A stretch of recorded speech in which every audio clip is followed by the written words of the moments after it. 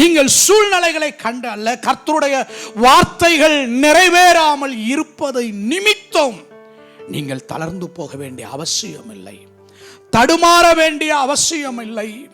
2 மனதோடு நீங்கள் உங்கள் காலத்தை ஓட்டிக் கொண்டிருக்க வேண்டிய அவசியம் இல்லை.